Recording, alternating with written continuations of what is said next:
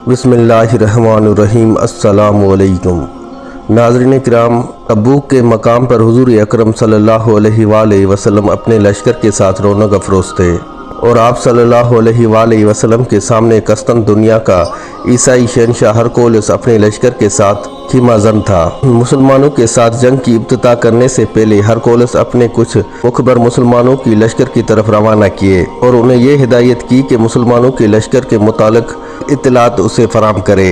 ہرقولس کے یہ مخبر جب ہرقولس کے پاس واپس آئے تو انہوں نے اسے یہ بتایا کہ مسلمانوں کے رسول صلی اللہ علیہ وآلہ وسلم صدقہ نہیں لیتے، ہاں مگر ہدیہ ضرور قبول فرما لیتے ہیں۔ اہل لشکر بڑے روب و داب کے ساتھ خیمہ زن ہے اور اسلام کے لیے ہر وقت اپنی جان قربان کرنے کے لیے تیار رہتے ہیں۔ یہ اطلاعات سنتے ہی عیسائیوں کے شہنشاہ کے رونگٹے کھڑے ہو گئے۔ مورخین لکھتے ہیں کہ اس کے ہوش و حواس گم ہو گئے تھے اور وہ مسلمانوں سے مقابلہ کیے بغیر ہی اپنے لشکر کو لے کر واپس چلا گیا۔ حضور اکرم صلی اللہ علیہ وآلہ وسلم نے 20 روز تک تبوک کے مقام پر قیام کیا۔ آپ صلی اللہ علیہ وآلہ وسلم نے اس دوران ایک مسجد بھی تعمیر کروائی اور آس پاس کے علاقوں میں تبلیغ اسلام کے لیے کچھ حضرات کو روانہ کیا۔ اس تبلیغ کے اثرات سے بہت سے عرب سرداروں نے جو رومنوں کے ماتحت تھے مسلمانوں کی اطاعت قبول کر لی تھی۔ جن عیسائی حکمرانوں نے آپ کی اطاعت قبول کی ان میں ایلا کا حاکم یوحنا بھی شامل تھا۔ یہ بذات خود حضور اکرم صلی اللہ علیہ وآلہ وسلم کی خدمت میں حاضر ہوا اور جزیہ دے کر آپ سے معاہدہ کر لیا۔ اس کے علاوہ جرجہ اور عزرا کے عیسائی بھی مسلمانوں کی امان میں آ گئے تھے۔ تبوک کے مقام پر 20 دن قیام کرنے کے بعد حضور اکرم صلی اللہ علیہ وآلہ وسلم نے اپنے لشکر کے ساتھ مدینے کی طرف روانہ ہوئے۔ راستے میں آپ صلی اللہ علیہ وآلہ وسلم نے اپنے ایک عظیم سپہ سالار اور عالم اسلام کے نایاب فرزند کو دومتہ الجدل قلعے کی طرف روانہ کیا۔ یہ قلعہ مدینہ اور دمشق کے درمیان ایک پہاڑی علاقے پر واقع تھا اور اس وقت اس کا حاکم ایک شخص عقیدر بن عبد المالک تھا۔ وہ رومنوں کا حلیف تھا۔ مسلمانوں کے وہ عظیم سپہ سالار جب اپنے 400 ہمراہیوں کے ساتھ عقیدر قلعے کی طرف روانہ ہونے لگے تب حضور اکرم صلی اللہ علیہ وآلہ وسلم نے انہیں یہ نصیحت فرمائی، دیکھو عقیدر بن عبد المالک نیل گاہے کا شکار کرنے کا بڑا شوقین ہے۔ جس وقت تم اس کے پاس جاؤ گے تو وہ نیل گاہے کا شکار کر رہا ہوگا، لہٰذا تم لوگ اسے زندہ گرفتار کر کے میرے پاس لے آنا۔ حضور اکرم صلی اللہ علیہ وآلہ وسلم کا یہ فرمان سن کر وہ سپہ سالار الجدل قلعے کی طرف روانہ ہو گیا۔ جب وہ عقیدر قلعے کے قریب پہنچے تو رات ہو چکی تھی اور قلعے کا دروازہ بھی بند تھا۔ وہاں پہنچ کر ان سپہ سالاروں کو پتہ چلا کہ عقیدر بن عبد المالک اس وقت اپنی بیوی رباب کے پاس بیٹھا شراب پی رہا تھا۔ اسی لمحہ وہاں پر ایک پہاڑی گائے یعنی کہ نیل گائے نمودار ہوئی اور وہ قلعے کے دروازے پر ٹکر مارنے لگی تھی۔ قلعے کے اندر عقیدر بن عبد المالک اور اس کی بیوی رباب دونوں بیٹھے ہوئے تھے کہ رباب نے نیل گاہے کو قلعے کے دروازے پر ٹکر مارتے ہوئے دیکھا، لہٰذا اس نے اس کی اطلاع اپنے شوہر کو دی۔ رات کا وقت تھا اور دور دور تک چاندنی پھیلی ہوئی تھی۔ عقیدر اپنے ایک بھائی حسان اور دوسرے ساتھیوں کے ساتھ قلعے سے باہر نکلا اور ارادہ کیا کہ وہ اس نیل گاہے کا شکار کرے گا۔ وہ اپنے بھائی اور دوسرے خدمتگاروں اور خدام کے ساتھ شکار کرنے کے لیے قلعے سے باہر نکلا ہی تھا کہ مسلمانوں کے وہ سالار جنہیں حضور اکرم صلی اللہ علیہ وآلہ وسلم نے انہیں گرفتار کرنے کے لیے بھیجا تھا اس پر حملہ آور ہو گئے اور اسے پکڑ کر اس کی مشقیں کس دی۔ اس موقع پر عقیدر کے بھائی حسان اور دیگر ہم نواؤں نے مسلمانوں کے اس سپہ سالار کے اوپر حملہ کیا، جس کے نتیجے میں مسلمانوں کے اس سپہ سالار نے بھی جوابی کارروائی کرتے ہوئے ان کے اوپر حملہ کر دیا اور نتیجہ یہ نکلا کہ الجدل کے حکمران عقیدر کا بھائی حسان اس ٹکراؤ کے نتیجے میں مارا گیا اور اس کے باقی ساتھی اپنی جان بچا کر بھاگ نکلے۔ اس مسلمان سپہ سالار نے عقیدر کو زندہ گرفتار کر کے حضور اکرم صلی اللہ علیہ وآلہ وسلم کی خدمت میں پیش کیا۔ اس موقع پر حضور اکرم صلی اللہ علیہ وآلہ وسلم نے عذرائے کرم عقیدر کو امان دی اور عہد نامہ لکھ کر جزیہ مقرر فرمایا اور اس کے قلعے پر حاکم کی حیثیت سے اسے برقرار رکھا۔ مسلمانوں کے یہ سپہ سالار جو الجدل کے حکمران عقیدر پر حملہ آور ہوئے اور انہیں نیل گائے کے شکار کرتے ہوئے اسے گرفتار کیا، یہ حضرت خالد بن ولید رضی اللہ تعالی عنہ تھے۔ آپ کا پورا نام ابو سلیمان خالد بن ولید ہے۔ हज़रत खालिद बिन वलीद का सिलसिला नसब हुजूर अकरम सल्लल्लाहु अलैहि वसल्लम की 7वीं पुश्त में जाकर एक शख्स मरवा से मिल जाता और उसी शख्स पर हज़रत अबू बकर सिद्दीक़ रज़ी अल्लाह ताला अन्हा का सिलसिला नसब भी हुजूर अकरम सल्लल्लाहु अलैहि वसल्लम से मिलता था। आपकी वालदा लुबाबा सुगरा उम्मुल मोमिनीन हज़रत मैमुना की हकीकी हमशीरा थी। इस तरह से हुजूर अकरम सल्लल्लाहु अलैहि वसल्लम हज़रत खालिद बिन वलीद के हकीकी खालू थे और ख़ानदान नबूवत से ये आपका दूसरा करीबी रिश्ता था। जंगजू याना औसाफ व इल्म व फजल और अच्छाई की कसरत के बाहिस बनु मखज़ूम कुरैश में ख़ास दर्जा रखते थे और बनु हाशिम के बाद इसी कबीले की अहमियत दी जाती थी। ज़माने जाहिलियत की रस्म के मुताबिक कुरैश के तमाम शाखों के ज़िम्मे कोई ना कोई फ़ौजी खिदमत लगाई जाती थी। जंग के दौरान इस खिदमत का पूरा करना फ़र्ज ख्याल किया जाता था। इस लिहाज से बनु मखज़ूम के ज़िम्मे लड़ाई के दिनों लश्कर के घोड़े मुहैया करना और लश्करियों के आराम और सामाने जंग को इकट्ठा करने के लिए खीमे भी नस्ब करना था। हज़रत खालिद रज़ी अल्लाह ताला अन्हा के वालिद माजिद अब्दुल शम्सुल वलीद बिन अल मुगीरा अल मखज़ूमी मक्का के इंतहाई मतमूल और बाअसर शख्स समझे जाते थे। मक्का से ताइफ तक आपके बागात फैले हुए थे। इनके माल व दौलत का अंदाज़ा इस बात से लगाया जा सकता है कि एक साल आप तन्हा खाना काबा का गिलाफ बनवाते थे और दूसरे साल तमाम कुरैश मिलकर खाना काबा का गिलाफ बनवाते थे। हज के अयाम में मिन्ना के मकाम पर हाजियों को एक वक्त का खाना भी वो खिलाया करते थे। हज़रत खालिद के वालिद माजिद वलीद इस्लाम के सख्त मुखालिफ थे। वो आखिरी सांस तक मुसलमानों को तकलीफ पहुँचाने में पेश रहे थे। हज़रत खालिद बिन वलीद के 6 भाई और 2 बहनें थी। भाइयों में हशाम और वलीद ने इस्लाम कबूल कर लिया था। बाकी चार भाइयों का खात्मा हालत कुफ्र में हुआ था। बहनों में से एक की शादी हज़रत सुनवान बिन उमैया के साथ हुई थी और दूसरी की शादी हारिस बिन हशाम के चाचाजाद भाई से हुई थी। हज़रत खालिद बिन वलीद भी अपने वालिद की तरह इस्लाम लाने से पहले इस्लाम के शदीद मुखालिफ थे। मुसलमानों के खिलाफ ज़बानी नहीं बल्कि अमली कार्रवाइयों में भी बढ़ चढ़ कर हिस्सा लिया करते थे, बल्कि औरों की निस्बत भी कार्रवाइयों में इनका हिस्सा ज़्यादा हुआ करता था।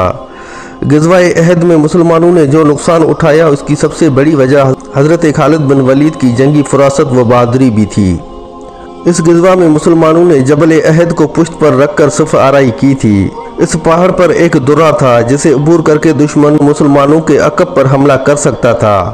हुजूर अकरम सल्लल्लाहु अलैहि वसल्लम इस खतरे से वाकिफ थे। चुनांचे हुजूर अकरम सल्लल्लाहु अलैहि वसल्लम ने अब्दुल्ला बिन ज़ुबैर को 50 तीर अंदाजों के साथ वहां पर तायन कर दिया था और ताकीद फरमाई थी कि लड़ाई का कुछ भी नतीजा निकले तुम लोगों ने इस जगह को नहीं छोड़ना। खालिद बिन वलीद ग़ज़वा-ए अहद में मुशरिकीन कुरैश के दस्तों की क़यादत कर रहे थे। उन्होंने कई बार इस दुर्रे की तरफ से मुसलमानों पर हमलावर होने की कोशिश की, लेकिन तीर अंदाजों के उस दस्ते की वजह से उसे हर मर्तबा नाकाम लौटना पड़ा। बाद में जब मुशरिकीन के पाँव उखड़ गए, उन्हें शिकस्त हुई तो मुसलमान माले गनीमत जमा करने में मशगूल हो गए थे और दुर्रे की हिफाजत करने वाले तीर अंदाजों ने भी अपनी जगह छोड़ दी। बावजूद इसके कि मक्का के नहमो और बहादुर और आजमूदा सालार मैदान छोड़कर भाग चुके थे, लेकिन नौ उम्र खालिद बिन वलीद ने हिम्मत न हारी। उनके साथी भी मैदान जंग से फरार हो रहे थे, लेकिन उन्होंने जबल अहद के दुर्रे को गैर महफूज पाते ही एक दफा फिर पलटकर मुसलमानों के ऊपर हमला कर दिया। ये हमला क्योंकि मुसलमानों की तवक्का से बिल्कुल ही मुखालिफ था, उनकी सफ़ों में अफरा तफरी फैल गई। यहाँ तक कि हुजूर अकरम सल्लल्लाहु अलैहि वसल्लम की ज़ात अक़दस भी खतरे में पड़ गई। अगरचे हज़रत खालिद की ये कामयाबी आर्जी साबित हुई और मुसलमान संभल कर दोबारा से कुफ़ार पर हमलावर हुए और उन्हें भगा दिया, लेकिन जहाँ उनकी दूर अंदेशी, अस्करी तदाबरी और दिलेरी का ताल्लुक है, उनके बड़े से बड़े मुखालिफ को भी मानना पड़ता है कि शिकस्त खोरदा लश्कर के सिपाहियों को इकट्ठा करके फातेह मुसलमानों पर अकब से हमला कर देना एक बहुत बड़ा अस्करी कारनामा था। जंग अहद से सुलह हदीबिया तक हज़रत खालिद बिन वलीद हर वक्त मुसलमानों को नुकसान पहुँचाने की फिक्र में लगे रहते थे और इस काम में अबू जहल और उमर बिन असास भी इनके साथी हुआ करते थे। सन 60 हिजरी में जब हुजूर अकरम सल्लल्लाहु अलैहि वसल्लम उम्रे के लिए मक्का की तरफ रवाना हुए तो कुफ़ार को ये ख्याल गुजरा कि मुसलमान मक्का पर कब्जा करने के लिए आ रहे हैं। चुनांचे उन्होंने खालिद बिन वलीद को 200 सवारों के साथ मुसलमानों की नकल व हरकत देखने के लिए भेजा और खुद जंग की तैयारी करने लगे। मुसलमानों का काफिला हुदैबिया के मकाम पर आकर ठहर गया। जब हुजूर अकरम सल्लल्लाहु अलैहि वसल्लम को मालूम हुआ कि कुफार लड़ाई की तैयारियां कर रहे हैं तो आप सल्लल्लाहु अलैहि वसल्लम ने पैगाम भेजा कि मैं उम्रे के लिए आया हूँ, लड़ाई करना मेरा मकसद नहीं है। खालिद बिन वलीद और आपके साथियों ने अपनी तरफ से पूरी कोशिश की कि किसी न किसी तरह से मुसलमानों से उलझ पड़े, लेकिन हुजूर अकरम सल्लल्लाहु अलैहि वसल्लम की तदब्बर और अमन पसंदी उनके इन इरादों पर गालिब आई और कुफार के साथ मुसलमानों की सुलह तय हो गई। इस सुलह से मुसलमानों के लिए कामयाबी का दरवाज़ा खुल गया। कुफार के लिए शिकस्त और ज़िल्लत का आगाज़ हो चुका था। खालिद बिन वलीद और उनके साथियों को ये सुलह बड़ी नागवार गुजरी थी और उन्हें ये महसूस होने लगा था कि कोई दिन ऐसा भी आएगा कि सारे अरब पर तौहीद का झंडा लहराने लगेगा। चुनांचे इन हालात को देखते हुए इनके साथी उमर बिन अस्सास दिलबरदाश्ता होकर हबशा की तरफ चले गए। उन्होंने खालिद बिन वलीद को भी अपने साथ ले जाना चाहा, लेकिन खालिद ने इसी में ही मुसलत जानी कि वो मक्का में बैठकर हालात का जायज़ा ले। मक्का में क़याम के दौरान ही आपके दिल में इस्लाम से मोहब्बत की इब्तिदा हो गई थी। इस मोहब्बत की इब्तिदा सुलह हुदैबिया से पहले ही हो चुकी थी। वो अयाम थे जब हज़रत खालिद बिन वलीद मुसलमानों की नकल व हरकत को मालूम करने के लिए गश्त लगाया करते थे। हज़रत खालिद बिन वलीद रज़ी अल्लाह ताला अन्हु खुद फरमाते हैं कि जब रसूल अकरम सल्लल्लाहु अलैहि वसल्लम ऐनान के मकाम पर क़याम फरमा थे तो मैंने देखा कि हुजूर अकरम सल्लल्लाहु अलैहि वसल्लम नमाज अदा कर रहे थे। मैंने हर चंद कोशिश की कि हुजूर अकरम सल्लल्लाहु अलैहि वसल्लम और आप सल्लल्लाहु अलैहि वसल्लम के सहाबा को नुकसान पहुंचाऊं, लेकिन मेरी कोई भी कोशिश कामयाब ना हुई। उस वक्त मेरे दिल में ये अलाहम हुआ कि खुदा आप सल्लल्लाहु अलैहि वसल्लम का हाफिज व नासुर है और हम चाहे कितनी भी कोशिश करें इनके ऊपर गालिब नहीं आ सकते। इस तरह पहली बार इस्लाम की सदाकत हज़रत खालिद बिन वलीद पर जाहिर हुई। अपने दोस्तों के मुताबिक कुदरत ने खालिद बिन वलीद को जहाँ बेमिसाल बहादुरी और शेरोजी बख्शी हुई थी, वहीं सच्चाई कबूल करने की पायान सलाहियत भी अता की थी। हज़रत खालिद बिन वलीद के एक भाई पहले ही इस्लाम कबूल कर चुके थे। उन्होंने हुजूर अकरम सल्लल्लाहु अलैहि वसल्लम के पास मदीना में ही रिहाइश इख्तियार कर ली थी। उन्होंने हुजूर अकरम सल्लल्लाहु अलैहि वसल्लम के कहने पर अपने भाई खालिद बिन वलीद को खत लिखा और इस्लाम कबूल करने की दावत दी। हज़रत खालिद बिन वलीद खुद फरमाते हैं कि इस खत ने गोया मेरे दिल में आग बरसा कर रख दी थी। भाई का खत देखते ही मेरी हालत ऐसी हो गई जैसे सूखे में किसी ने आग लगा दी हो। मेरी ज़बान पर बेइख्तियार कलमा तौहीद जारी हो गया था और जी चाह रहा था कि पर लगाकर उड़कर हुजूर अकरम सल्लल्लाहु अलैहि वसल्लम की खिदमत में हाजिर हो जाऊं और अपना तन मन धन सब कुछ हुजूर अकरम सल्लल्लाहु अलैहि वसल्लम पर कुर्बान कर दूं। चुनांचे उसी वालियाना अंदाज में हज़रत खालिद बिन वलीद अपने एक साथी उस्मान बिन तलहा के साथ मक्का से मदीना की तरफ रवाना हुआ ताकि हुजूर अकरम सल्लल्लाहु अलैहि वसल्लम की खिदमत में हाजिर होकर इस्लाम कबूल कर लें। रास्ते में इन दोनों की मुलाकात उमर बिन आस से हुई, जो कि हबशा से इस्लाम कबूल करने के लिए हुजूर अकरम सल्लल्लाहु अलैहि वसल्लम की खिदमत में आ रहे थे। इस तरह से तीनों साहिब हैसियत और आलम इस्लाम के नामों और अजीम सिपा सालार बनने वाले हुजूर अकरम सल्लल्लाहु अलैहि वसल्लम की खिदमत में हाजिर हुए और इस्लाम को कबूल फरमाया। हज़रत खालिद बिन वलीद के इस्लाम लाने के मुतालिक एक रवायत ये भी है कि जब अल्लाह ताला ने उनके दिल में इस्लाम की रग़बत डाल दी थी तो आपने खुदा की तरफ से नाजिल होने वाले कुरान पर गौर किया और एक मरतबा कुरैश के मजमे में खड़े होकर कहने लगे, हर साहिब अकल और जी शऊर के लिए अब ये अमर वाज़े हो चुका है कि हुजूर अकरम सल्लल्लाहु अलैहि वसल्लम ना साहिर है और ना शाहिर है। इनका कलाम रब्बुल आलमीन की तरफ से है। बस अब हर फर्द के ऊपर इनका इत्तबा वाजिब हो चुका है। इनके इन अल्फाज के जवाब में अकरमा बिन अबू जहल, जिन्होंने इनके बाद इस्लाम को कबूल किया था, घबरा उठे और कहने लगे, ए खालिद, क्या तू मर्तद हो गया है?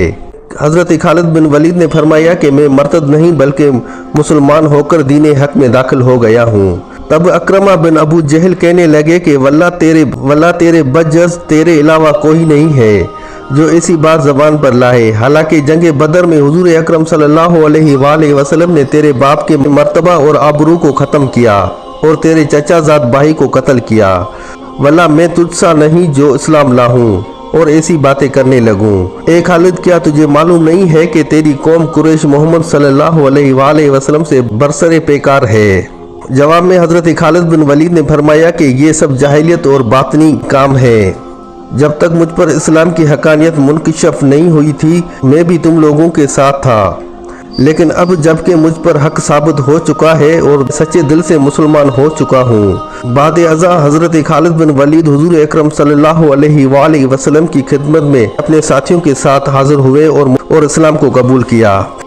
بہرحال اسلام کو قبول کرنے کے بعد اسلام کے حق میں حضرت خالد بن ولید نے جس غزوہ میں حصہ لیا تھا وہ موتا تھا۔ یہ پہلا غزوہ تھا جس میں حضرت خالد بن ولید اسلام لانے کے بعد شریک ہوئے اور آپ ہی کے ہاتھوں مسلمانوں کو فتح نصیب ہوئی۔ دراصل واقعہ کچھ یوں ہے کہ بصرہ کے حکمران شرجیل کی طرف سے حضور اکرم صلی اللہ علیہ وآلہ وسلم نے اپنے ایک قاصد کو خط دے کر بھیجا۔ قاصد کا نام حارث بن عمیر تھا۔ دنیا بھر میں قاصد کی عزت، سفیر کا احترام اور اس کی جان کی حفاظت فرض سمجھی جاتی ہے، لیکن اپنی طاقت کے ذم میں بصرہ کے حاکم شرجیل نے حضرت حارث کو نہایت ہی بے دردی سے شہید کر دیا۔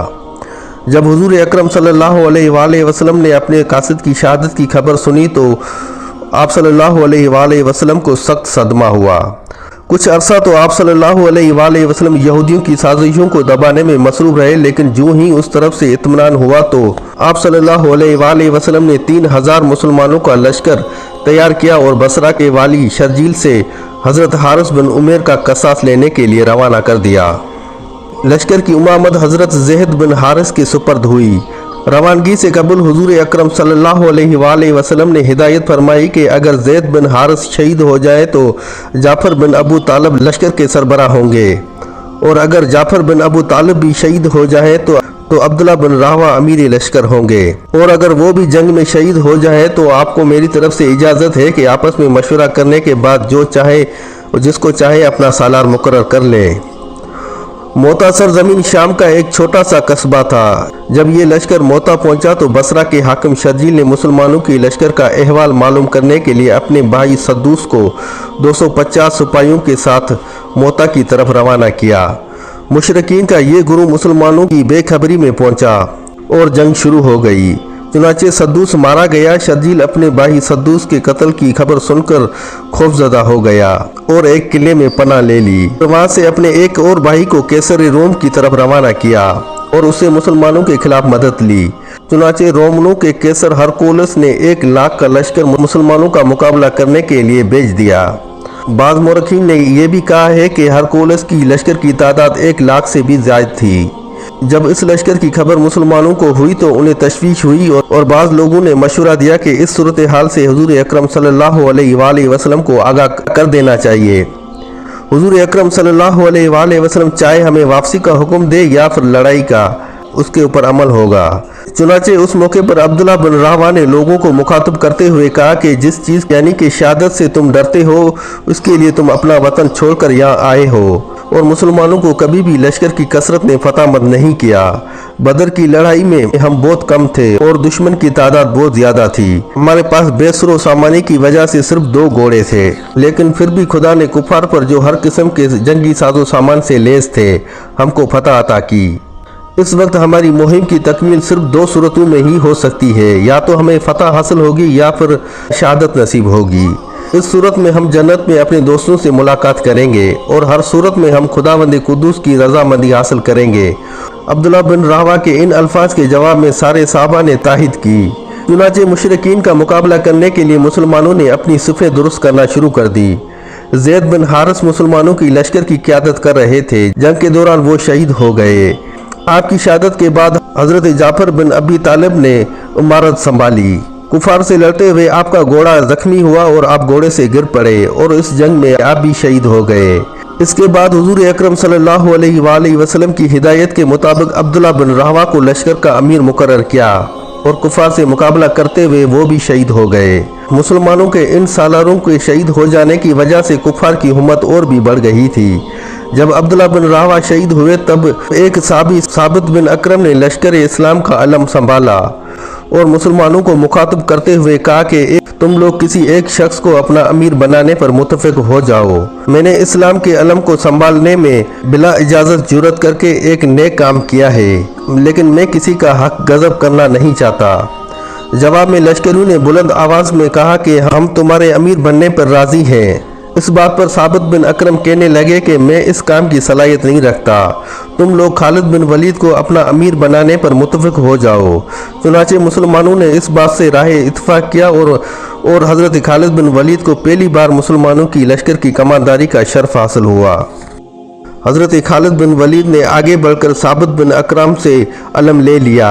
इस्लामी को लेते हुए साबित बिन अकरम से कहा कि तुम उम्र में भी मुझसे बड़े हो और मर्तबे में भी मुझसे बड़े हो, क्योंकि तुम असहाब बदर हो। लेकिन हज़रत साबित बिन अकरम ने फरमाया कि ये सब कुछ सही है, मगर जंग में महारत व शुजात और मर्दानगी तुम्हारा ही हिस्सा है।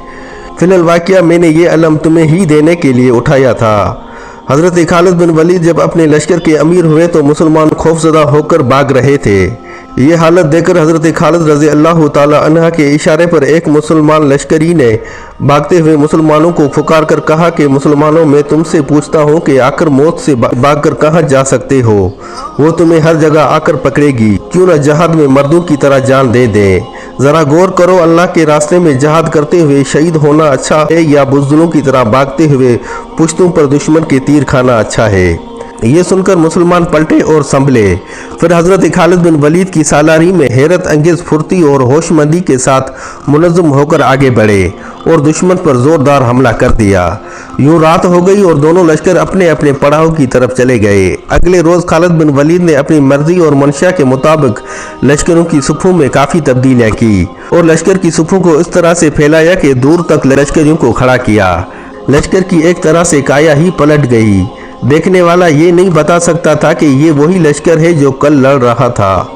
मुशरिकीन ने जब लश्कर की इस तब्दीली को देखा तो वो खौफजदा हो गए और वो ये समझे कि रात ही रात में शायद मुसलमानों को कोई मदद मिल गई ही है। इस ख्याल ने उनके ऊपर खौफ तारी कर दिया और इस तरह से वो मुकाबले की ताब ना ला सके और मैदान जंग से भाग निकले। और इस तरह से अल्लाह ताला ने कुफार के एक बहुत बड़े लश्कर के मुकाबले में हज़रत खालिद बिन वलीद को कामयाब व कामरान रखा और दुश्मनान इस्लाम को ज़िल्लत वामे शिकस्त से दो चार किया। ग़ज़वा मोता में हज़रत खालिद बिन वलीद जिस बहादुरी और तदब्बुर का मुजाहरा किया, तारीख में इसकी मिसाल नहीं मिलती। एक तरफ 3000 मुसलमान और दूसरी तरफ लाखों की तादाद में कुफार थे, लेकिन हज़रत खालिद बिन वलीद के हुस्न तदाबीर ने अक़लियत को अक्सरियत में गालिब कर दिया और काफर खौफज़दा होकर मैदान जंग से भाग गए। इसी जंग मोता में कुफार के साथ जंग करते हुए हज़रत खालिद बिन वलीद के हाथ से 9 तलवारें टूटी थी और इस जंग में हज़रत खालिद बिन वलीद की बेहतरीन और बेमिसाल कारगुजारी को देखते हुए हुजूर अकरम सल्लल्लाहु अलैहि वसल्लम ने आपको सैफुल्लाह यानी कि अल्लाह की तलवार का खिताब अता फरमाया। नाज़रीन इकराम, ये थी आज की छोटी सी वीडियो। उम्मीद करता हूँ आप भाइयों और बहनों को वीडियो पसंद आई होगी। मिलते हैं अगले वीडियो में, तब तक के लिए अपना और अपने इस चैनल का बहुत सा ख्याल रखिएगा। जज़ाकल्लाह।